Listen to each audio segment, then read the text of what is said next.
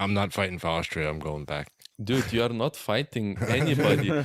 You are barely able to wipe your own ass still. Keith, if you would fight, you would be the highest contributor to friendly fire. They would pay you to not fight for Austria. Ladies and gentlemen, good luck for it! Europe Podcast!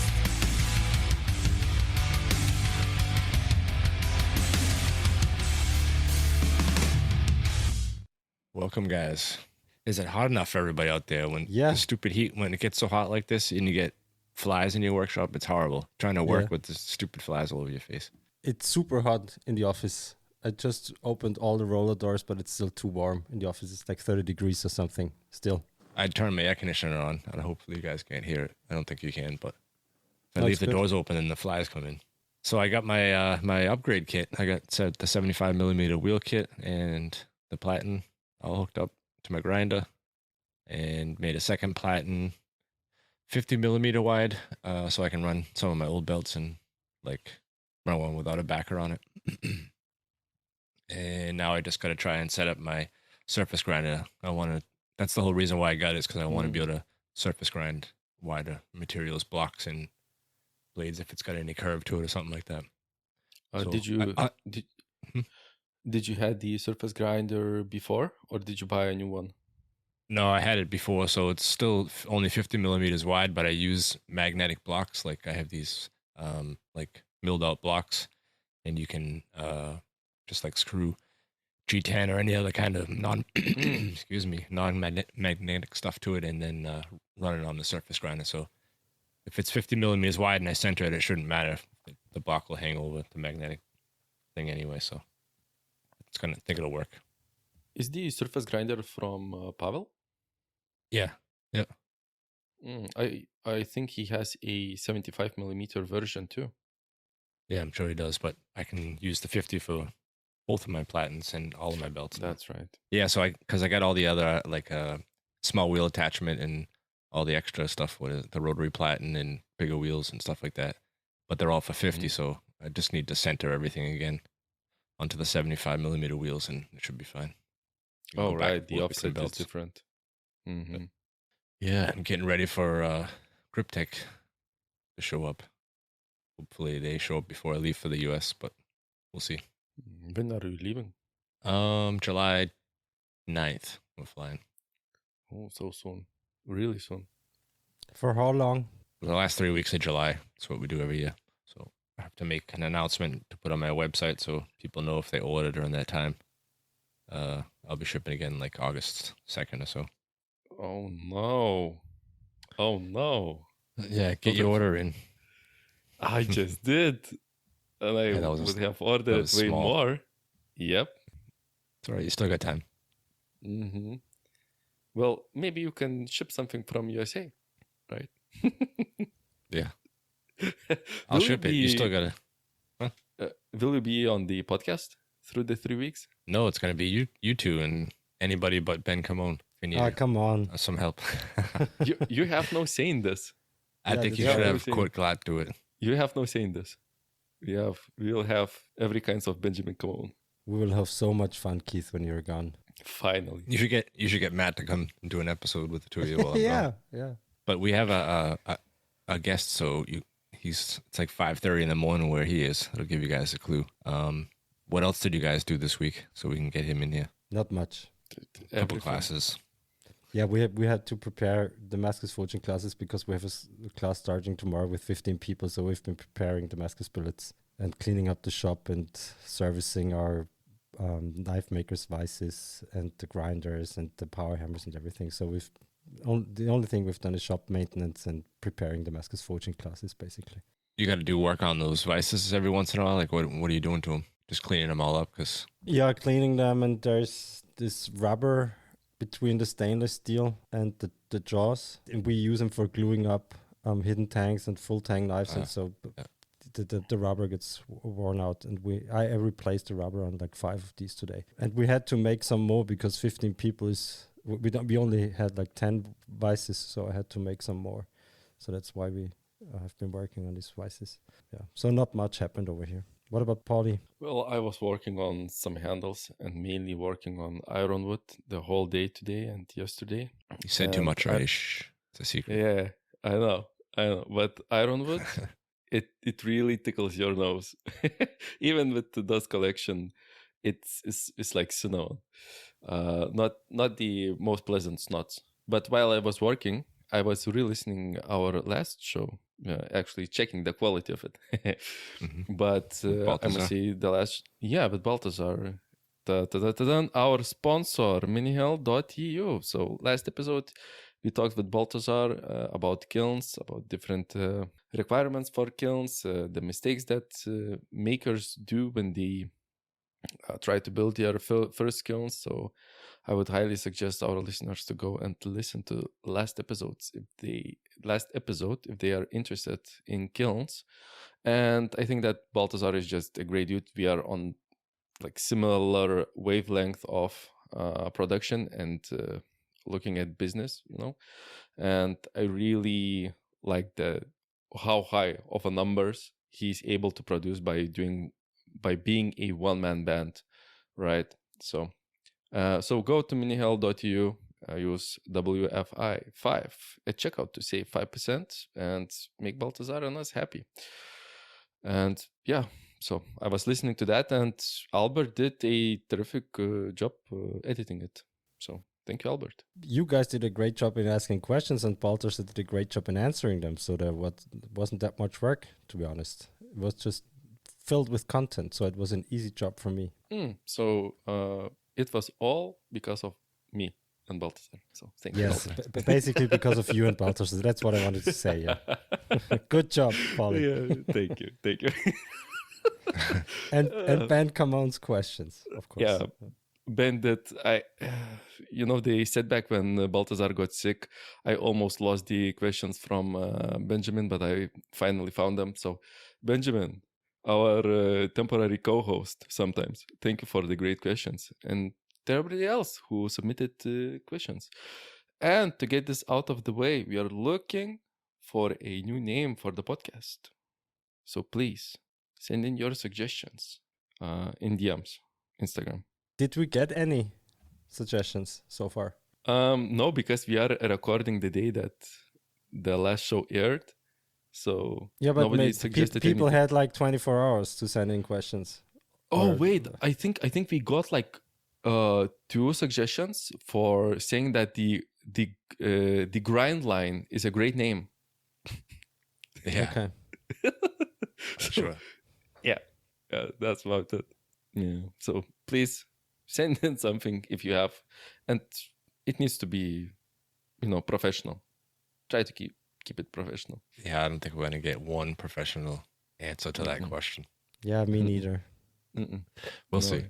Yeah, you can try.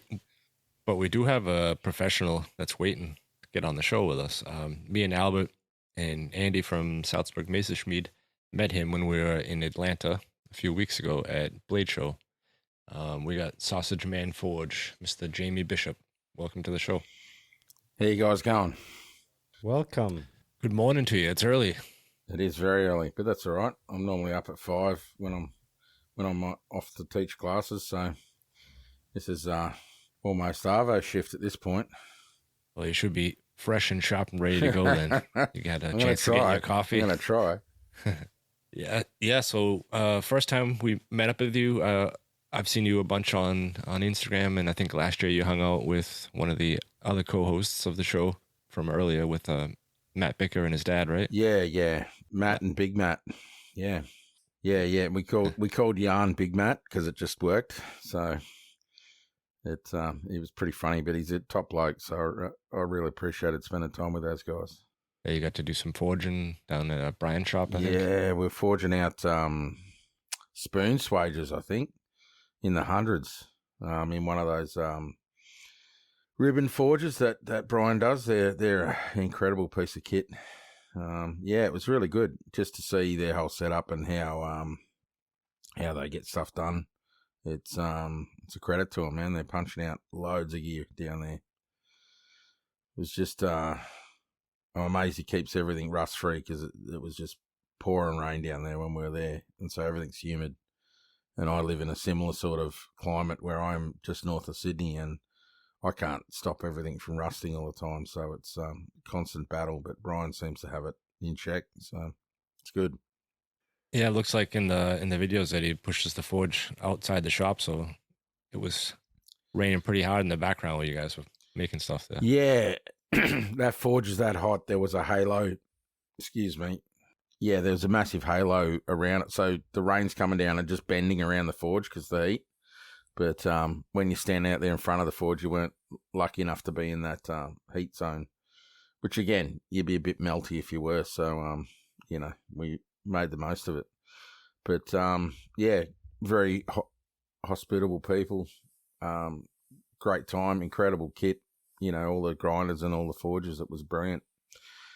And I hung around a bit longer than the other boys, so I got to help Brian make some more ribbon burners and stuff as well, which was pretty cool. Pretty much playing mud pies with a refractory, but you know how it is.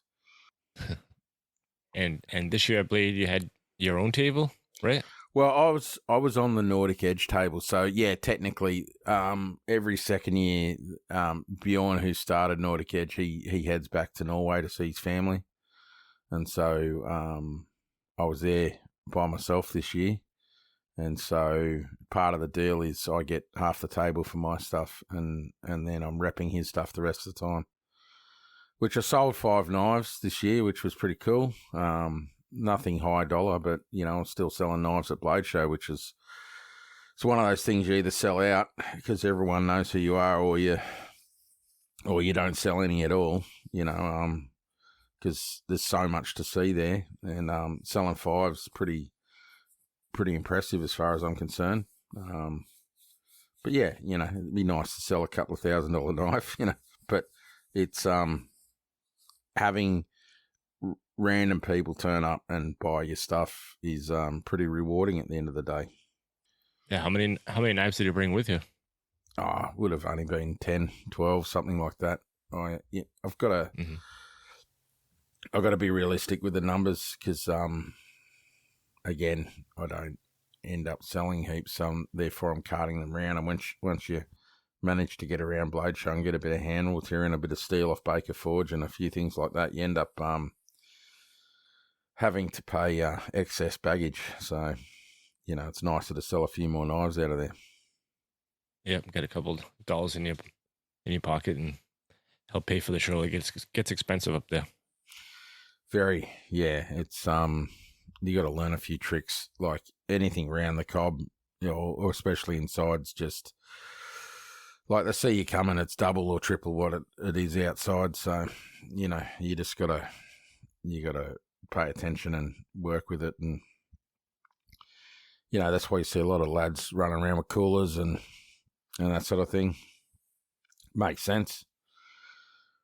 When you don't have a car, though, it's a bit hard to get around and, like, getting an Uber and then trying to load a cooler and all that sort of stuff in. But when Bjorn's there, so every second year he gets a hire car, so it's a bit easier on those years for that kind of caper. How many times have you been at Blade? First time I went 2019, and then we had the great can't go anywhere and do anything sort of era. And so I think it's 4 times now. In 2019, it was when you started making knives, right? Or was it 2018? No. I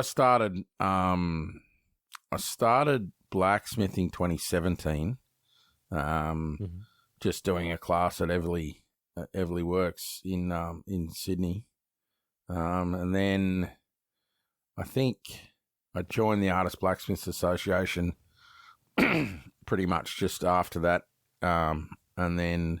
My first thing in knife making was I went to the Australian Blade Symposium because I've been into knives since I was a kid. I grew up in the Blue Mountains, west of Sydney.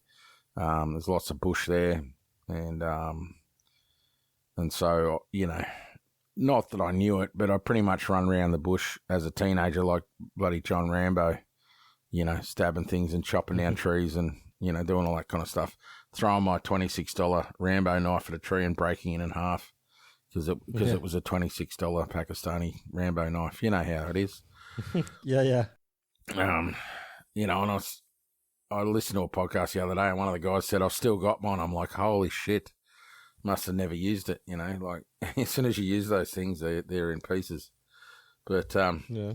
you know, that was how it was. That we got what we got, and that was it. But with my knives breaking like that, I thought, oh, surely I can make something better, you know, being full of bravado and, you know, being a teenager. So I tried to make a knife, which I found the other day, and it was just out of mild steel and, you know, using an angle grinder to make it. Obviously zero ability in heat treating, but, you know, it's and so having that start, and then when I started seeing this stuff come up on Facebook, I was just like, I remember wanting to do all that. And so, you know, 40 something years on, I'm now doing it.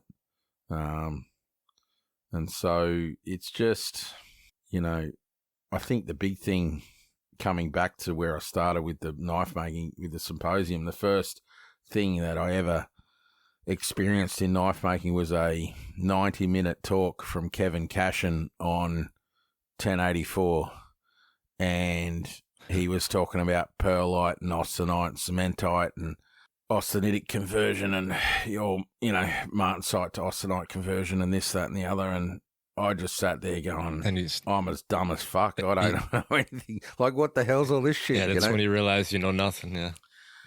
Oh yeah. And but the funny thing was there was 70 guys there, you know, guys and girls, but there's probably only 2 girls there. But, you know, listening to it, and I'm just there trying to stuff. You know, my mind was blown. It wasn't a big explosion though, but you know what I mean. Like, and my takeaway was, like, heat treatment's really important. That was my takeaway from everything that Kevin said. But when I got up to leave, I turned around and those 70 guys, there's only 4 of us left. So at some point, people are just gone, this is fucking too hard. I'm going. You know, and Kevin's a lovely fellow, but has got a very monotone voice. So you get I think it's hard for some folks. But again, there's nothing that he doesn't know about some of these steels. You know, he's gone into the weeds on research and knows exact points in temperature and speeds of oils and, you know, all that kind of stuff. You know, the man's got, I think, at least 2 salt baths that he heat treats out of because it's exact temperature. You know, so yeah, he's pretty hardcore. Plus all his knife making on top of that, you know, his daggers that he does and his reproductions, you know, of incredible work. Yeah, so that was the start. So it just sort of a bit of a mind explosion. And then one of the lads that was there at the symposium lives about 15, 20 minutes from me. And so he's a retired industrial technology teacher, so metalwork teacher. And so he said, come around and we'll make a knife. And so I bought some materials and we made a knife, and that was where it started. Good fun. And now you're teaching classes yourself, yeah, right? Man, with Nordic Edge, banging out 1084 like it's you know, free. So yeah, yeah. So some months I teach 11 classes with 4 people in each class. So it's a lot of new faces every month. You know, sometimes it might be like this month because I was in Blade. You know, I only did 3 classes. No, 4 classes, but that's about it. You know, you get stuck into it. But what kind of classes are we talking about? So we use a preformer. So it's just a 50 mil piece of 1084, tang sort of a quarter shaped, and then the tips cut off at a 45 with the end rounded off. And so we turn that into a kitchen style knife in a day. We use a pre-made wire handle, just to speed up to get it done in a day. And the reason we picked that was that everyone else around us was doing 2-day classes, so to not step on their toes, we did a 1-day class. But now, because we're doing 1-day classes, there's about a dozen guys in Australia that are doing that same class. You know, even Toby over in England there's doing the same class with his guys, you know. And I think he does a couple of other classes now as well, but, you know, it seems to work quite well. Yeah, and get things done. So you're forging a monosteel blade into shape, and then you glue the hand. So forge to shape. You know, whatever shape that happens to be. We do a few, you know, Japanese or European style knives. You know, like a Sabatier or a Wusthof or you know, Giotto or something like that. And then heat treat. We do a quick temper, which Kevin and Kevin wouldn't approve of, but you know, we do Knife Steel Nerds book, you know, we looked at the charts and we just extrapolated out so we can do a 15-minute temper at 250. We're within half a Rockwell, and for these knives, where we're hitting, we're sort of somewhere between, you know, 58 to 60 Rockwell every time. And so if we're 59 and a half Rockwell, I'm not really fussed, you know, it still works. And yeah, and then we just grind them to shape and get them, get a nice edge on there. I try and get them to grind down to about 0.2 of a mil, which is pretty hardcore for your first knife. But, you know, beginners, they always leave the edge at about, you know, 3 mil. So, and then put a bevel on it. So, yeah, I try and get them to get down real thin. And so then, you know, they're coming out with something that performs, and they've done it in a day. And again, I'm not qualifying, you know, knife makers. I'm just giving them an experience for the day. But it's a very smart concept for a class, I think, because people get most of the fun stuff like the forging, the grinding, and they don't have to make the handle, for instance, because making a wire handle takes so much time, and it's annoying because then they have to do the hand sanding of the handle and whatever. And they get most of the fun stuff at your class. So that's smart, actually. Yeah. It's a very nice concept. And I might steal that. Man, you're not stepping on my toes. There's enough space between the two of us. Yeah, for sure. Oh, man, you do whatever you want, man. But, you know, it's funny in the sense that a guy came to class, he was a blacksmith, and he lives about 20 minutes south of me, so closer to Sydney, and he's teaching that exact class now. So he come and did the class and then just went, yep, thanks, ripped off. Yeah, that's annoying, yeah. And again, he's in the region where I live, so if I'm going to teach a class, but again, I would never teach that one-day class in my workshop because I want to teach more advanced things.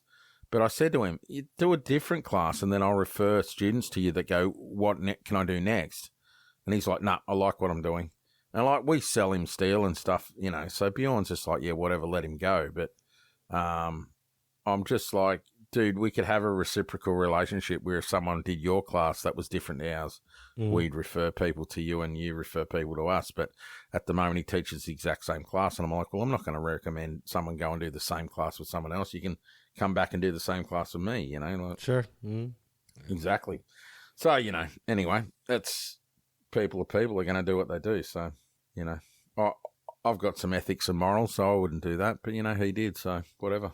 So do you pre-shape all the wire handles and stuff before the classes, or? Well, see, because Nordic Edge started as a knife kit business, so being from Norway, the boss, I think it's one of those things that they make knives during the winter when everything's cold and they're shut inside. Mm-hmm. But because they're always making Pucos, so that's the only knife they ever make. They just change the size, so they just buy pre-made blades, pre-hardened, pre-made blades, and they just assemble a handle and then stitch a sheath for it and that sort of thing. Yeah. And apparently that's fairly big in their culture. So Bjorn got to the point where his son was old enough. He's like, it's time to make your first knife, and then he went to get a blade, you know, and he's like, there's none in Australia, can't get them, it's not a thing. And so he went, oh, okay, and he bought 20 blades and he got them shipped over, and then, you know, maybe 4 different sizes of Pucos, and then took the ones he wanted out of it, and then to make the shipping, you know, worthwhile, and then he just posted them up on like Facebook Marketplace or whatever, and they all sold out within a couple of days. And he just went, oh, this is a thing. So he used the money that he made from selling them to buy another lot, and he just kept going. And it started off as a little, you know, sort of plastic crate under his bed, and then he ended up building a shed in the backyard to store it all, and then factory unit, and now he's got 2 factory units. So, he's just selling power hammers and tongs and all kinds of stuff, fly presses, lots of handle material. So in all the, the different steels and the handle materials and all that stuff, he's just come across these pre-made wire handles, and so he just imports them and we use them in our classes. Yeah, but tell us something about the Australian knife making community. Is there a lot of knife makers down there? Is it a popular thing, making knives? Oh, there's loads, mate. It's particularly during lockdown, a hell of a lot of materials and equipment got sold. It was a big boom, but it's again, it's slowing down a bit again now because of the economy. Everyone's not got much money because the interest rates on their mortgages are high. But there's got to be a couple of thousand knife makers in Australia, and then probably double that again, sort of like people that are interested, that follow the forums, that come to the knife shows but don't make. And then obviously then you get the general punters that are interested in knives but don't give a shit about the knife making community, but will come to the shows and buy our stuff and that sort of thing. Yeah. I mean, the big thing in Australia is you talk to anyone and they're going, oh, Japanese knives are the best because they fold their steel. And I'm like, everything you just said was wrong.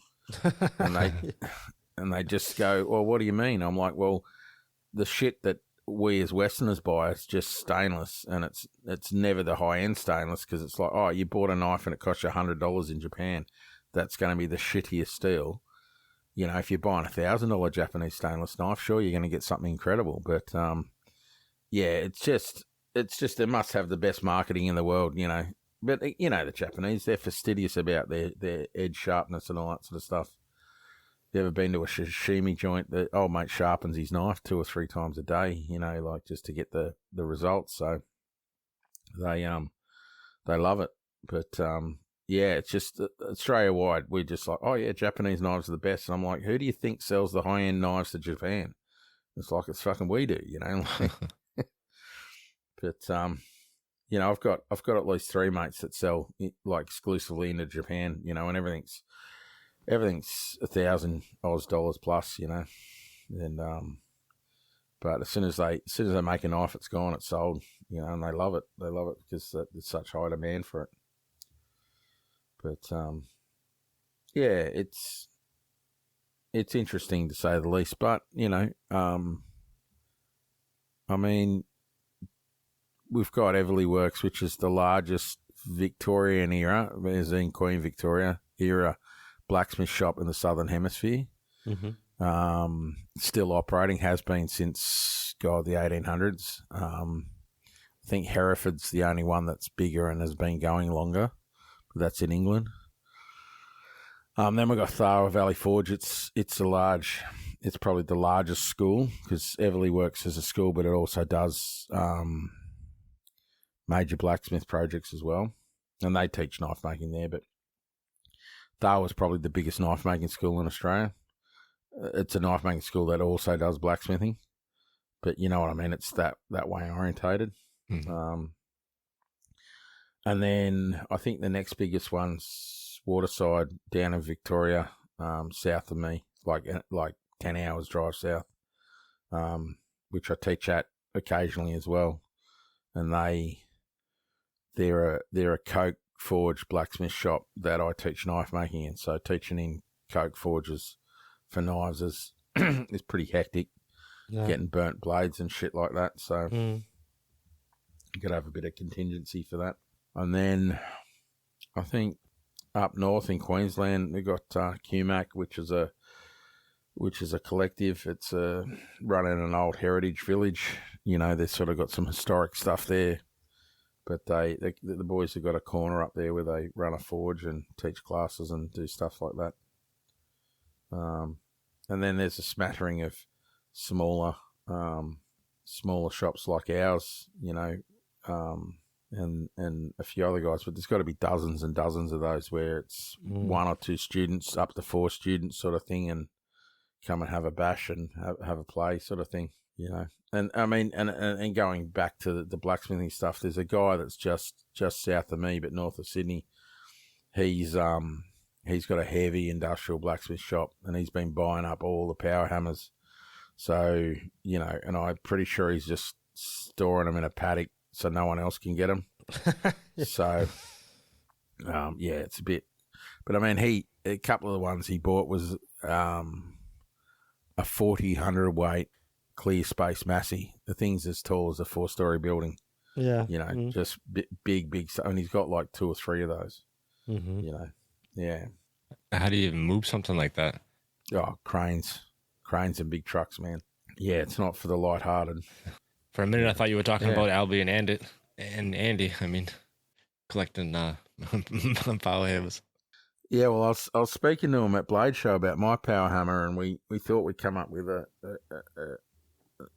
grand idea as to why it wasn't working, and that's pretty much what I've done since I've come back, but I haven't been able to get it going. So Andy thought it was the valve on the side was somehow hindered, but it seems to be sealing, although I cannot get it apart. And I think maybe the spring tension is a little high. It's not. It is operating because I can move it, and the hover where it is hovering changes slightly, but it's not. So I think I'm up for a set of rings. You know that you can always send us like videos and pictures and stuff, and we're more than happy to help. I appreciate it, man. And I'll definitely need to get that name of that guy that does the rings, because I think I'm up for a set of rings. I've come to the conclusion that last time I reassembled it after putting the seal in the stuffing box, it hovered perfectly, and I greased everything up to get it to assemble. So I reckon the space in the rings had a lot of grease in it, and it just enough pressure to get it to hover. And so that would tell me that the rings are shot. But they look like they're brand new rings. Like it looks like someone's been in there and fiddled with it. So I don't think they made the rings correctly. Same with the stuffing box. They put plumbing O-rings in there to get it to work instead of leather. And so it's been a little bit of a pain to get it together, but I think I've got my head around the seals now. So I guess the next one is, if it wasn't that valve, which would have been incredible because that means that it'd be running, but it's now the rings have got to get done. So I've got to disassemble everything again, measure everything, and then I can start on rings.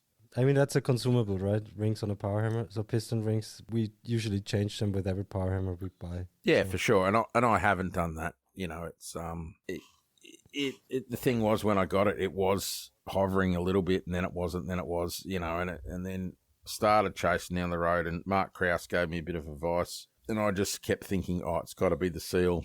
And again, the seals that I was making weren't fitting exactly right, and I went, well, that's obviously the problem. And then I got it to the point where it's so tight, you know, I had to hammer the ram in. I'm like, well, it's not that seal, you know, and then it hovered, and I went, well, perfect, fixed it.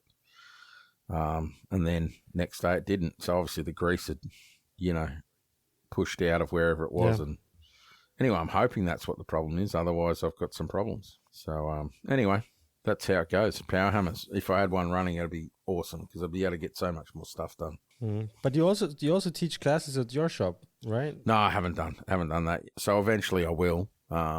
Okay, but more advanced stuff, right? That's what you said. What's that? Before. You want to you want to teach more advanced stuff than at your shop. Yeah. So if I've got a power hammer going, I can teach, you know, Damascus and things like that. I mean, we're getting a power hammer at Nordic Edge, but it's only going to be a 15 kilo Anyang. So, you know, I'm sure the boss is imagining doing Damascus classes out of that machine, but it's very, very small for that kind of stuff. With a 15 kilogram power hammer. Yeah. That's not worth your time. I mean, they also sell like a 40 kilogram power hammer, right? Oh, he sells the power hammers. Yeah. I think that's what his budget can afford at the moment. Yeah, but then just use a 40 kilogram power hammer. I mean, it's also light a bit for doing Damascus, but it's way heavier than a 15 kilogram. You don't need to convince me, mate. I'm a qualified blacksmith, so I know. It's but again, you know, he's doing what he does, and that's it. So I'll help him on his way. But does he also sell presses, like hydraulic presses? No, he doesn't. I mean, he could get. He sells the ST hammers in Australia. Another fella sells the FP hammers. So, a lot of the FP, all the presses are FPs in Australia. I'm sure he can bring them in, but he hasn't had anyone wanting to order them yet because they're $15,000-$20,000 Oz. So. It adds up pretty quick. I mean, if you got the money, you just go and get it. So, but I mean that 15 kilo and Yang I think's 10,000. So exchange rate and then shipping and all that sort of stuff. Maybe that's included in the shipping. Anyway, but it's still an expensive machine. I mean, I agree. Yeah, for 15, it's a lot. I mean that Australotus I've got out there, which is a Nazel 3B clone. It cost me 8,000 plus a couple of grand for footing and bits and pieces. And other guys that was 4 of those made ever, 1928. So it's coming up on its 100th birthday. But the other guys that have got the other ones, they've worked straight away and no problems. But mine's got like A on it. So if it's A, B, C, D, mine would have been the one that was used the most. Just in that sort of like using that train of thought. So it's obviously had the most wear in it. So I've got to get some more work done on it before it's going to be 100%. But I've had it apart a couple of times, and you're right, rings are the go. There's no one in Australia that does that kind of thing that I can find. I mean, they might exist, but like everything, old machinists that machine ductile iron probably are in the not online on a website saying, hey, come and fix your old shit, No, but we can give you a contact in, I think it was Texas, because we also had to order our piston rings in ductile iron from Texas, because there's no shop in Europe who does it. I mean, we've been looking, so we had to order it from the US, and they're fairly cheap. It was a few €100 or something shipped. So there's still companies who do that, but we couldn't find any company in Europe. No, well, that's it. And if you guys got a contact, that's incredible. Yeah. Mark Krause gave us the contact because he knows everyone. He's the Hammer Whisperer guy. You know him? Yeah. Well, he's been helping me with it so far, but I haven't pushed him for more info, even though he's been incredibly generous with his time. Like I messaged expecting a message back in hours, and would have been 3 a.m. where he was, and he started messaging me back about my hammer. I'm like, dude, do you not fucking sleep? And he went on for an hour and a half, different things, sent me videos, like all kinds of stuff, which was incredible. But I've noticed recently he's having a few problems, life problems, and I thought, well, I'm not going to give him any extra sort of stuff to deal with, so I've backed off a little bit. But yeah, he's a good fella. He is, very helpful. And so so it's just the two of us talking now. Everyone else is quiet. Oh, they're gone quiet. Yeah. Oh, everyone's unmuted. Handy. Too much nerd talk. It's been a while since we had the power hammer talk, so it's totally fine. Oh, look, it's like I, as an apprentice, like my other trade is industrial electrician, and so as a young man, I got to go around lots of big industrial spaces, and again. This is why I'm a blacksmith now, because I applied for blacksmithing apprenticeships back in the 90s and never. Blacksmithing was winding down in Australia at that point, and had already started stepping down in the late 80s. And it wasn't because we didn't have the work; it was because we had work cover or OSHA come in and go, "Oh no, that's too dangerous. You can't do that." And so those guys with their brand new hard hats and their clipboards and having no idea what you're doing and just deciding it's too dangerous because they don't know what it is. And so, and I remember going through some of these spaces and seeing some of these machines and going, what the hell is that thing and how does it work? And then I, as an older man, getting into it and going, fuck yeah, that's what all that shit was. Power hammers and all that kind of thing. And even when I did my apprenticeship at the Water Board, which was, it's called Sydney Water now, where I did my times now, a different, new like state government department, but round the corner was the Boilermaker shop, and they had a blacksmith in the corner there. And I know they're not there now because Everly makes the parts that they were doing for the waterboard at the time, which is all the keys for their valves and all that sort of stuff. But it's, we used to be able to make everything in Australia, and I don't think we're barely able to make babies these days, let alone anything else. So where did all those machines go from all these shops closing down? Well, a lot of them scrapped, man. There's a couple of guys. There's out west is a coal mine, or an abandoned coal mine that was run by the state government to fuel the power stations.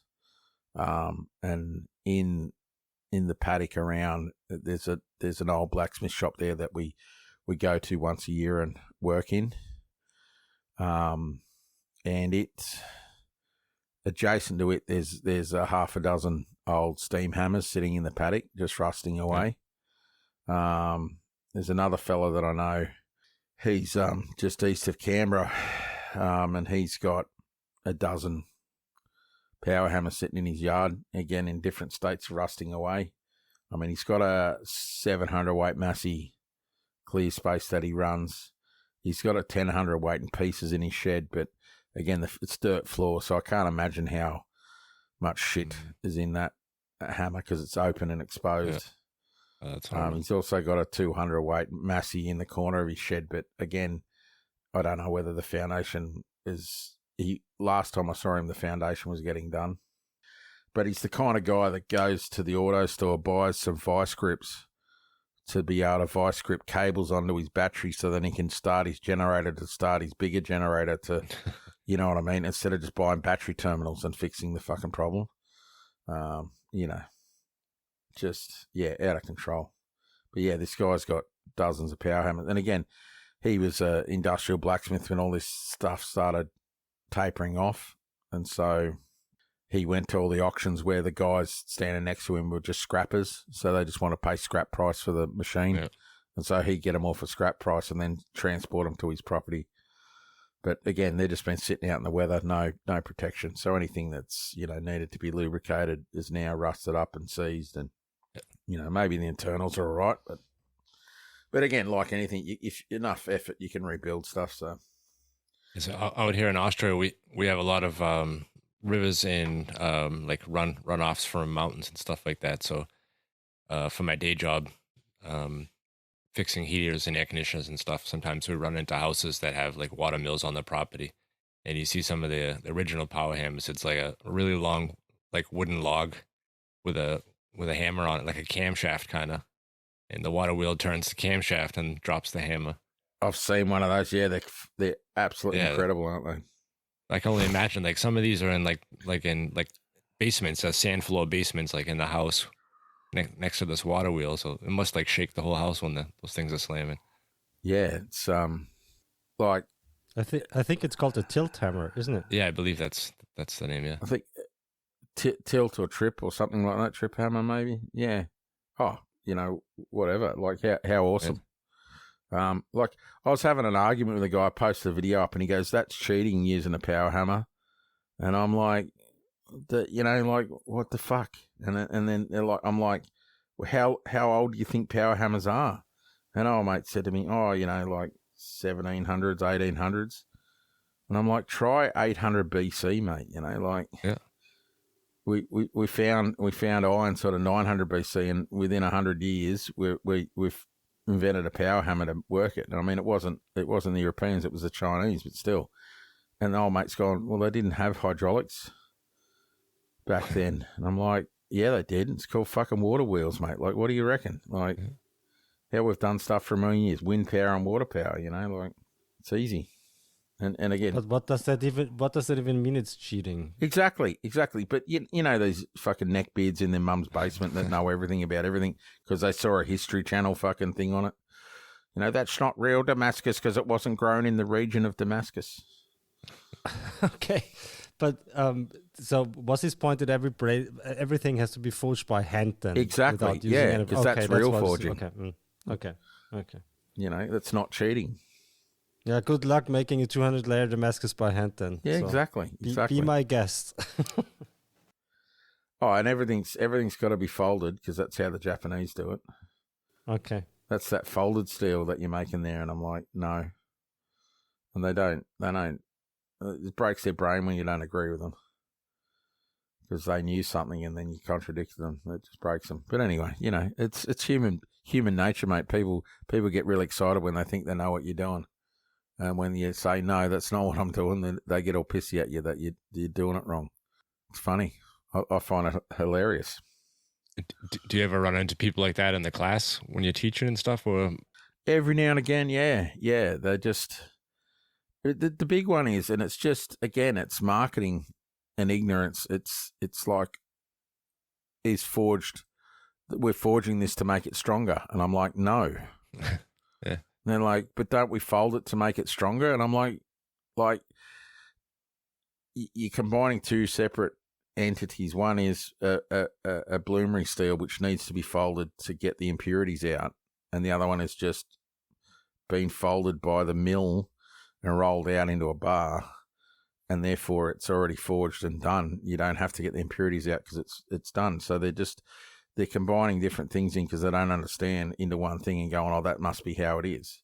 And so that's why when I'm teaching class, I'm trying to educate and say, well, yes, that is a thing, but for this instant, not for all the other stuff. A lot of people, when I go, well, if we stock remove, and they go, well, it's not going to be as strong because it's not forged. And I'm like, if you forge it wrong, then it's going to be terrible. So it all depends on your skill set, and nothing matters until the heat treatment's right. And so, yeah, it's, you can get your quench right, but if you didn't normalize, you're going to get patchy hardening. It's like anything. Did the factory anneal come out correct? If not, then you're still going to have problems. You're going to have to renormalize the steel, even if you stock remove. It's the problems are endless when you're making knives, and you can if you're not 100% sure of what you're doing, you can make a big mess of it. And it's the same old. You get someone come to you and go, I found this piece of steel on my granddad's farm. Can you make a knife out of it? I'm like, sure, you can make a knife, but we're not going to know how to make it hard unless we got, an understanding what the alloys are.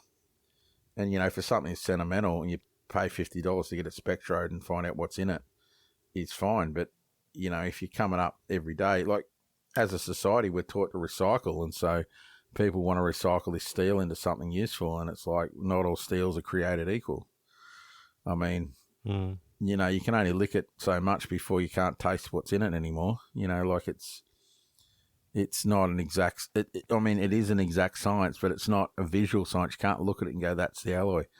If it's a cast spring, you might have a pretty good chance that it's 5160 or SUP 9, as we call it in Australia. But it's everything else, like, the old one was jackhammer picks at S7. But with the advent of China, our jackhammer picks are a carbon steel, but they're 1075 now for the most part.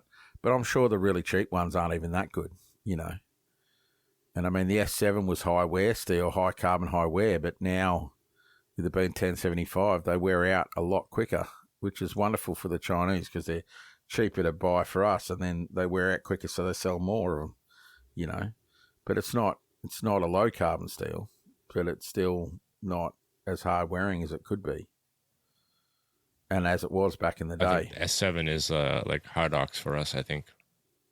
Yeah, it might be, but so we've got Hardox too, and we've got Bisalloy and all that sort of stuff, which is what you have in mining and excavation, on the sides of the buckets and the dumpers and stuff to stop them wearing out as much. But yeah. Anyway, I find it fascinating, all the different alloys. It's just, again, guys like Kevin coming back full tilt. When you're using 52-100, all of the heat treatment in the industry is about hardening for bearings, not about knives. And it takes someone that's super fastidious to go through and harden, 500 little coupons of the steel at different degree difference on each one, and different speed oils, and work out where the sweet spot is to get the most out of the steel. It's I'm glad guys like Kevin did it, so I don't have to do it, because I lose my mind in about 5 minutes after doing that shit. wander off and find something shiny to look at. But that's probably one of the most common misconceptions, also with our students, that forging makes the steel somewhat better, right? Quite to the contrary, with modern steel, forging doesn't make any sense. So it doesn't make the steel better because the steel usually is very refined when it comes from the mill. So forging doesn't really make sense. I mean, you can make Damascus and you can make like a forged texture on a blade, but from a metallurgical point of view, it doesn't make any sense to forge a blade. I mean, it's fun and it looks nice, but other than that, it doesn't make any sense. So quality-wise, I mean, yeah. And again, it's the boys with their show in America there. It's forged in fire. It's not ground on grinder. Like it's forged for a reason. Like as an electrician, I can go and wire up someone's house. And I can do, the wiring's all square and straight and and it most efficient runs, and then someone comes and puts a sheet of plaster over it and no one gets to see it, the quality of the work. And then no one gives a shit until the lights don't work. Yeah. And it's like, I've just performed the miracle. Lightning's running along wires. You've got light leaking from the ceiling when it's dark outside. How about a bit of respect? And they're just like, fuck you, whatever. We've been doing that for 100 years. But I go and hit a hot piece of steel in front of the crowd and they go, look, he's got a beard. He must be a wizard. Like it's funny in that sense that something as simple as just hitting hot steel, everyone, and again, it's because it's not in society every day. And it's a bit of the dark arts. People are just fascinated with blacksmithing. So, it's good for the ego when you're out there making something. But I just did 12 days like 2 months ago at our largest agricultural show, which is in the middle of Sydney, which is bringing the country to the city. And again, I reckon it's 100,000 people a day coming through the gates. So a big crowd. And I reckon I had 10,000 grandmothers go, look, he's making horseshoes. And I'm clearly making a knife. And then the kid goes, no, Nan, he's making a knife. And she goes, no, he only makes horseshoes, that guy. That's blacksmiths too. And again, exactly. And then we had a big fiberglass horse there. So I turn to the horse and I go, shoo. And I go, look, see, I can't shoe horses. It won't move. And they just look at me like, what? And then I hold up my knife and go, look, a horseshoe. And they go, that's not a horseshoe. And I go, exactly. But instead of coming over and go, like the decent folk come over and go, oh, what are you making? And I'd explain it to them. Mm. Because, again, knives are poo-poo. I call it a manual molecular separator. So therefore, they go, what's that? And I go, it's a knife. But, just because people are silly, we gotta play make-believe with these things. But anyway, that's all right. People use knives every day, you see someone in the crowd, they're going, oh, knives are evil. They hurt people. And I'm like, for a human being, you're pretty large to not have used a knife a few times to stuff stuff in your face. You gotta, take it with a grain of salt. People they just say the dumbest things. And it's just like, clearly you've used a knife before. Mm. Like we were giving out flyers at a food and wine show in Sydney. It's pretty big, a few thousand people through the gate. And you'd ask people, would you like a flyer for Sydney Knife Show? And they go, no thanks. And I went, oh, do you eat food? And they go, no. And I go, you don't eat food? I don't cook. Oh, they're just trying to, obviously get rid of you. But I can't help it. I just get a glint in my eye and go, oh, let's have fun. But the funniest one with that show was, while I'm on that tangent, we were doing cutting demos with potato. And so because it's a food and wine show, there's a lot, like people wear a wine glass on a lanyard around their neck. So they're going around getting free samples from all these different wineries. And so about 1 or 2 o'clock in the afternoon, they've got a gutful, they're 30 wines in. They're stumbling around, and you see them come past our table, and they won't make eye contact with you, and they stand about half a booth away staring at the potato, and then they make their move, and you see them coming because obviously drunk people think they're being sneaky, and they can't hide it. and they come past, grab a handful of cut up potato raw, and stuff it in their mouth, and they get about 3 or 4 steps chewing on raw potato before they turn around and look at us and go, like with a disgusted look on their face, going, "What the fuck is that?"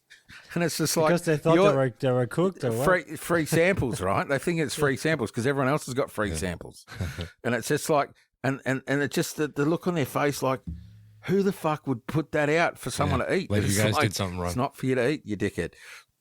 Yeah, like we did something wrong, but it's just like, you thieving little bastard. If you had stopped and actually made eye contact and talked to us, we would have told you what was going on.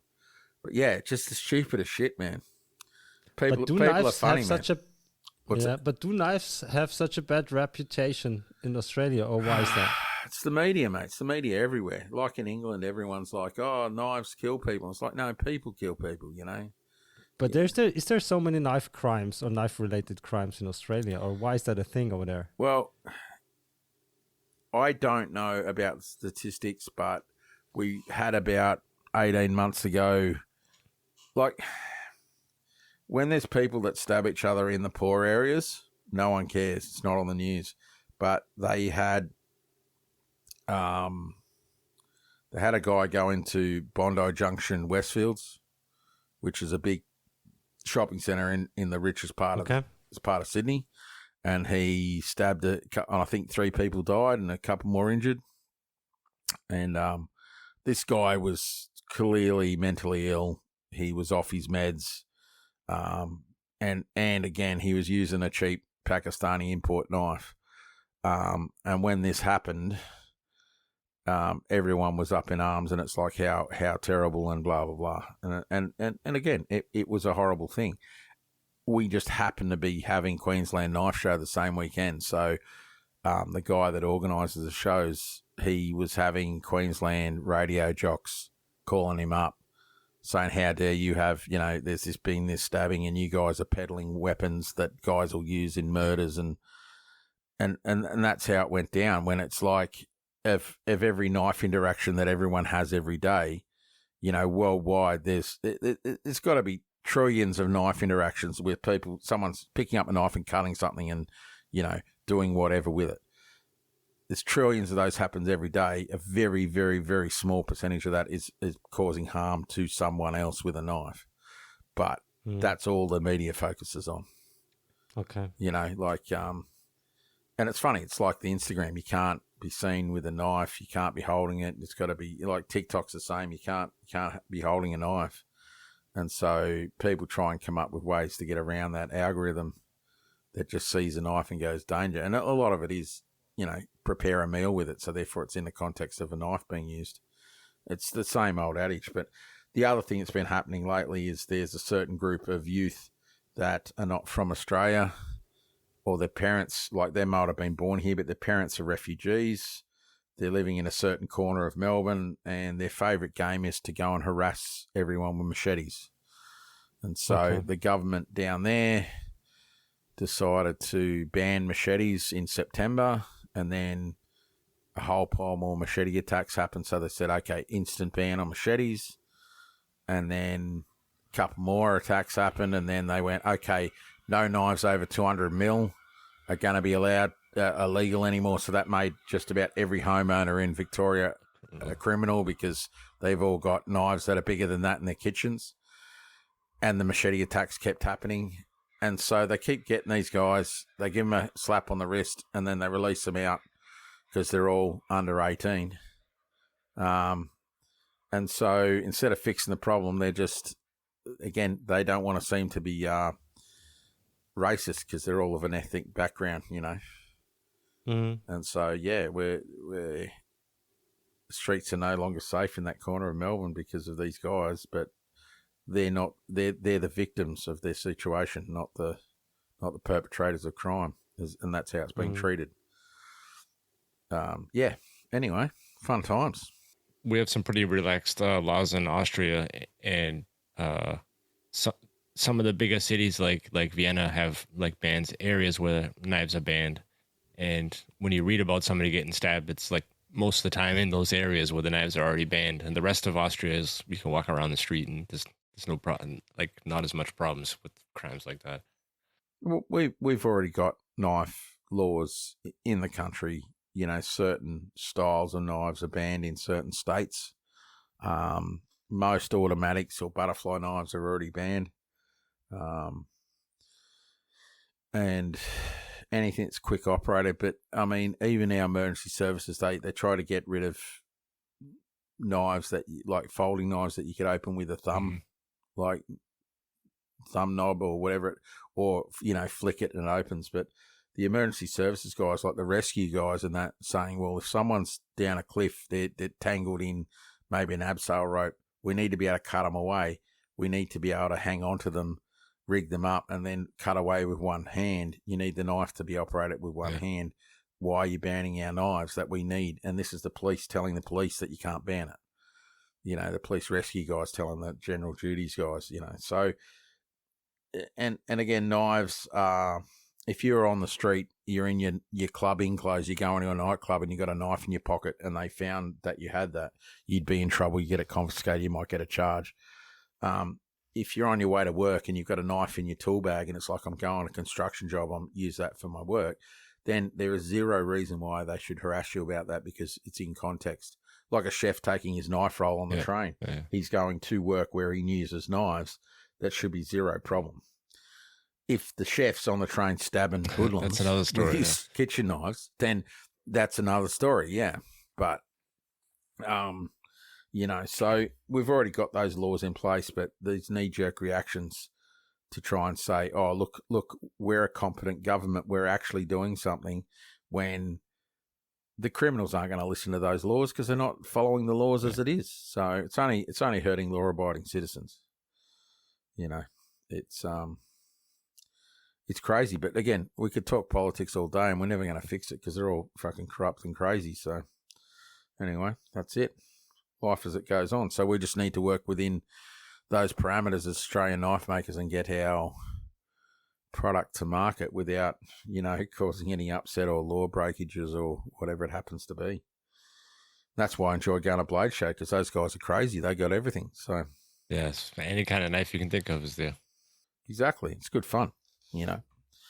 And again, coming back into Australia, I always worry that my knives that I've made here that I've taken over there, because a lot of our laws aren't about that you can't have it. It's just that you can't import it.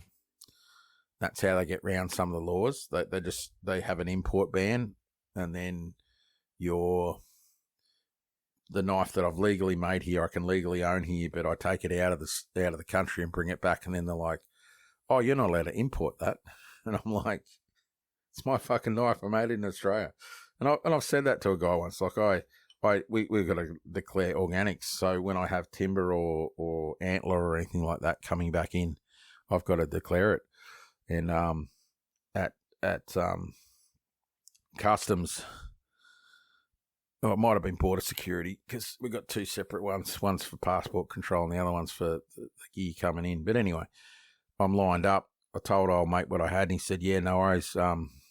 We'll X-ray your bag, and if there's anything in there, they just want, you know, if there's little critters or something inside the timber, they just want to find it." Anyway, and he said, "What do you use that for?" And I go, "Handle material." And he goes, "Oh, okay. Do you make many knives?" And I go, "Yeah." And he goes, "Is there any in the bag?" And I go, "Yeah." And so there must have been 30 knives in my bag that year, and it's rolled up in the conveyor into the X-ray machine. And old mate, being this guy in his fucking uniform with his badge on his shirt, and he goes, "Get fucked," as he looked at the screen, because there was 30 fucking knives in there. And he's just going, "No way." And he's looked, and then it's rolled out the other, and he's like, "Yeah, you're good to go." And I thought I was done for sure, with him fucking yelling at it like that, going, like, just, and he even tapped his mate on the shoulder and pointed at the screen. And yeah, but it was fine because they're all legal, you know, like there was a lot of them. That was. I heard a few people at the show that were traveling from other countries into Atlanta, talking about like having to register each of the knives that they brought in with them. Some of them even had like pictures and stuff taken. And when you go back, anything that was sold, you had to pay taxes on or something like that. Is that how it works for you guys? I've only had that happen to me once, and it wasn't even. It was that same year actually with the X-ray. I stupidly just brought my entire bag full of my knives that I take to shows. Although they do come in and out, and I pop them up on websites and things. But at that point, I just finished a show, and then I think Melbourne show, and then I was on a plane 2 weeks later to go to Atlanta. And so I didn't clean out any of the stuff that I didn't think it'd sell. But I had a guy grill me over at Dallas Airport, and he's like, "Why so many?" And I was just like he's like, "You're selling these," and I'm like, "No, I'm not. There's some for bragging. I've got a couple of gifts for people. But I'm going to see a master smith, and he's going to assess my knives." And he goes, "Why so many?" And I go, "Well, it's different alloys of steel and different grades, and he's going to test the hardness and see how I'm going with the stuff." And they're like, and he goes, and then he said, "Have you got a table at the show?" And I'm like, "No, I don't have a table." And so that was the only reason I got out of it, was because I didn't have a table. If I had a table, then I would have to do all that stuff. So, but Niels Vanderberg explained to me that there's a document that you fill in, you declare the knives, and you have to pay duty on the value of the materials that went into the knife. Okay. So say you had a piece of 1084 and a handle block, and the material cost come to like $50 or something, then you would pay duty on the $50, which might be cents on the dollar. You know what I mean? And so when you've got, and again, Niels might have 100 grand worth of knives in his bag, but it might only be $100 US in materials. Yeah. And so he pays duty on $100, which ends up being like $30 or $20 or something like that when he gets to the border. And so he's got it down pat now that they just take his form, sign it, whereas the other South Africans are still getting their bags fully inspected and things like that. But again, that's if you've got a table. And so I think if you're doing the right thing, you're declaring and you're filling out that form, you can then go across because you've done the right thing. You know what I mean? You said, "Here, I'm happy to pay this. This is what I brought in." And then you're not paying on sale price. You're paying the duty coming in on the material costs. Yeah, that's odd. Yeah. But you didn't have that problem this year either, because you shared a table, so it was actually Nordic Edge's table. Well, again, I was an Nordic Edge's table, so I don't have a table.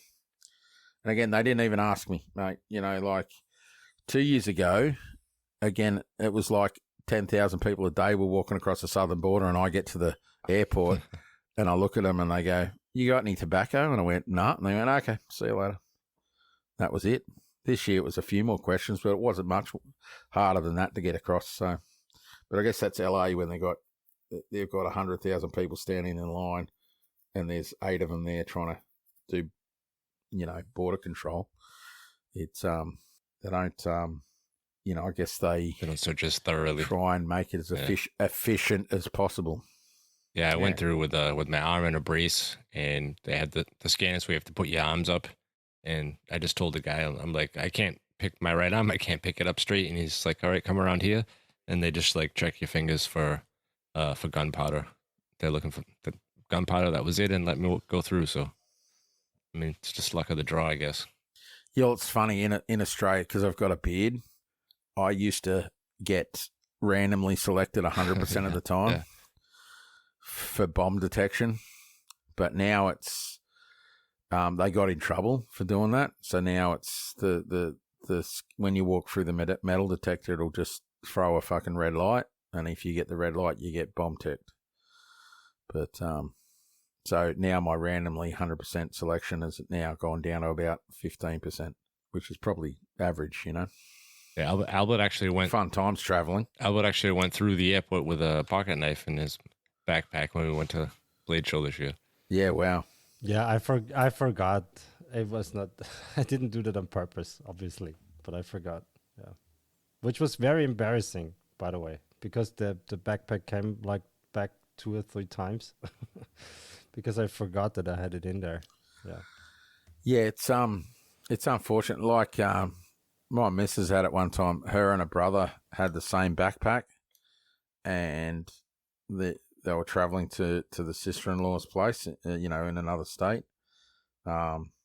And my other half had put a knife in her bag to make lunch with. Yeah. And so they're like, is this your bag? And she's like, no, it's his bag. And he's going, no, it's your bag. So they're arguing. So it looks dodgy straight away. And then he's like, no, it's your bag. And then she's remembered the knife for kitchen, like for lunch. And she's like, oh shit, like that's my lunch knife.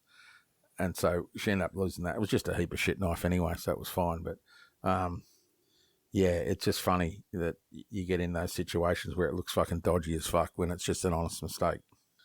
But as knife makers, we've got knives everywhere. That's the thing. Like every time I travel, I've got my Leatherman with me, which is what my everyday carry is. And again, I use that because I'm an electrician. And it's just, I get so paranoid about making sure it's in my checked baggage. Otherwise, it's gone, That's exactly what I told the security guy the second time the backpack came back from the x-ray. He asked me, is there a knife in there? And I told him that, well, I'm a bladesmith, so there's a fair chance that there's a knife somewhere. I'm sorry. It's funny how things work out. So what was your highlight from Blade Show, guys? Meeting all the people. It is a massive humanity, isn't it? Especially down in the pit. But when the doors open, that flood comes in through the doors. It's just, again, I don't know. Were you guys inside when it went off? Because I was inside. So in the line, yeah, it's like a flood. Yeah, it's crazy. But again, they all run straight to the zombie knife section. Yeah, it's funny. It's funny how they just. Last year, it wasn't this year. Last year they had a guy in a kilt playing bagpipes as they all marched in. It was funny. Yeah, I've seen the videos. Yeah, yeah, it's crazy. They love a bit of action, but yeah, like I think the rumors are you've got 40 seconds per table if you're going to look at every single table. So it's not, you don't get a lot of time. That being said, though, if like Niagara Metals is there, and they got a bit of minerals sitting on their table, but other than that, they're just there representing. They're not selling anything, so it's not that like you need to spend any time at their table. But you get some of the collectors selling stuff, and you've got maybe 1,000 knives in little glass cases to look at. You can get into the weeds pretty quickly with that kind of stuff. Yeah, it was definitely cool meeting all the people and talking to guys that we've had on the podcast, or we met you outside at the pit. Yeah, the whiskey table. Pit's awesome. Yeah, Donnie does a good job there with the old whiskey table. Yeah, he had quite the selection. And stupidly, every year it's my birthday around that weekend. So at some point during the weekend, I change ages. So it's kicks off in Australia, and everyone's sending me messages, and might be a day or two before I get to my actual birthday in the US. But it's, if any of the lads find out, then they're trying to feed moonshine into me and things like that, which gets messy very quickly. Yeah, he had I don't know what he had, 4 or 5 different kinds of whiskey, and the whiskeys he had were incredible. Yeah, really nice. He's very generous with his whiskey and his time, and yeah. Stick to beer or else it gets foggy quick. Yeah, I can't do beer anymore. My guts are getting too old for it. I've got to stick to spirits or cider. Just I think it's a glutard reaction. Although I love my beer, And you had a cigar, I think, also from Donnie Dulovich. Oh yeah. Yeah. Look, man, it's that old saying, when in Rome, someone hands you a cigar, I'm not going to say no. I don't smoke the rest of the time. Well, I only smoke when I go too fast, and that's not very often. So, you know how it is. Yeah, so the whiskey table was like outside, right where the valet parking would pick everybody up, or if you called for an Uber or something. So Andy and Albert were standing over next to the whiskey table with me, and I think you guys were probably enjoying watching all the different American cars drive through, maybe more than the knife makers. Yeah, it's pretty cool, especially those Uber XLs. They're in like a Escalade or something like that. It's like a giant brown leather lounge wrapped in with a car wrapped around it. Yeah, it's pretty cool. If we had gotten a rental, I think that's what Albert and Andy wanted to drive, one of the Escalades. Yeah, they're Yeah, I find it amusing when they go, "Oh, that's a minivan," and I'm like, in Australia, that's a van. we don't have those enormous big fucking they're not F trucks, but they got like an F truck front end and the van on the back. They're just enormous. They'd be like a standard size school bus in Australia, but it's just it's just a standard van for them. Yeah, a lot of those cars, like, we wouldn't have room. I mean, we have normal streets, but a lot of side roads, and the side road is like big enough for one car. If somebody else is coming the other direction, you both gotta kind of like hang a tire off the side of the road to get by. But if you had one of those Escalades coming at you, forget it. Yeah, well, Australia's a bit the same. Like, we've got reasonable roads, but when you get onto the back streets, sometimes it's 1.5 car widths wide. You just got to sort of negotiate it. Yeah. It's like playing a game of chicken to see who's going to pull to the side first. Yeah, well, that's travelling roads, isn't it? You gotta, like, I've travelled through England, and you get the old B and C roads. It's a hedge either side, so you can't even pull off. You might have to reverse up, half a mile to let the other car around you. It's bananas. But I guess it was fine when that was made. When it was horse and cart, no one gave a shit. Weren't going at 100 mile an hour. Yeah, so we lost Albert for a minute. He's back now. I think he was trying to break in there, but we couldn't hear him. Well, we'll soon know if he answers another question. Maybe he's having internet problems. No, there he goes again. Oh, well. So, gentlemen, have you got any other questions? Or have I just rambled on shit for too long? No, I think that was good. Where can people find you? You mentioned that you do classes. So I do classes for Nordic Edge. So it's nordicedge.com.au. I'm Sausage Man Forge, and so you can find me at sausagemanforge.com, Sausage Man Forge on Instagram and TikTok, and I'm Jamie Bishop on Facebook. Cool. It was a good show. Thank you for getting up so early at the crack of dawn to join us. Thanks. That's all right, gentlemen. My pleasure.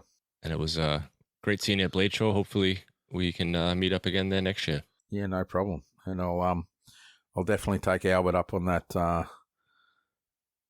Getting the rings, the info for the rings. Yeah, anytime, no problem. Man. And so, where should I hit you up for that, mate? Instagram.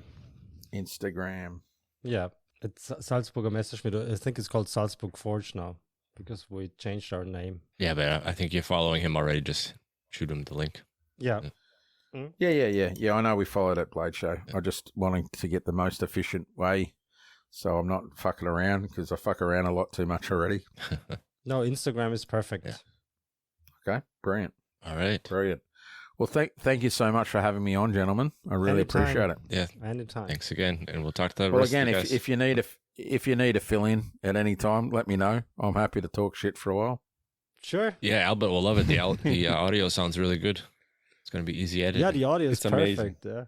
Yeah. Well, I was banging a podcast out for a while, but my problem was that, and again, it wasn't a problem. I had a friend that was editing for me for free, but he wanted to batch it. So I do like 10 podcasts, and then he'd edit, and then he'd just dump them all online, all in one go. Mm.